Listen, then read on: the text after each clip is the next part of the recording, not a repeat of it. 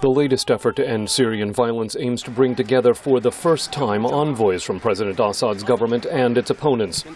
Though Washington and Moscow back different sides in the conflict, Secretary of State John Kerry says they're united in getting to a transitional government for Syria. Russia and the United States share a belief that it is extremely constructive and positive that we are working together cooperatively in an effort to try to implement a peaceful resolution.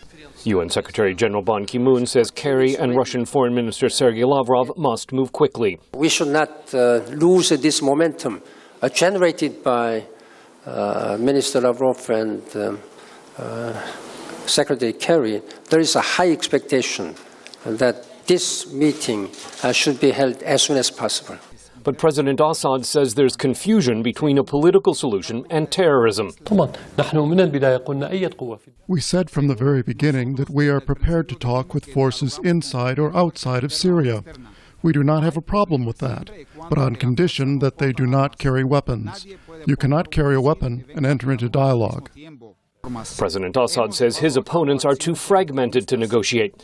U.S. Institute of Peace analyst Steve Heydemann says Damascus is rejecting talks on issues central to the conflict. Even though they don't want to cause a rift between themselves and the Russians, they're doing everything they can to make sure that these negotiations either do not happen or that they are gamed in such a way that all of Syria's, all of the government's issues are defining the contents of the negotiation. President Assad says he will not resign, but that remains a core demand of the main opposition group. That is not a demand that the U.S. supports. It's not a demand that the European Union supports. But if the coalition sticks to it, it's hard to see that this negotiation framework can ever really get off the ground. Syria's main opposition group is not meeting with Kerry on this trip to the region and has not committed to joining peace talks. Opposition Chairman George Sabra. We think that it is still too early to decide whether to attend because it is not clear what this conference is about.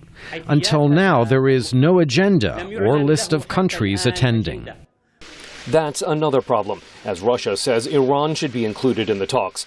The United States has in the past opposed Iran's involvement, but says invitations to these talks are still being worked out with the United Nations.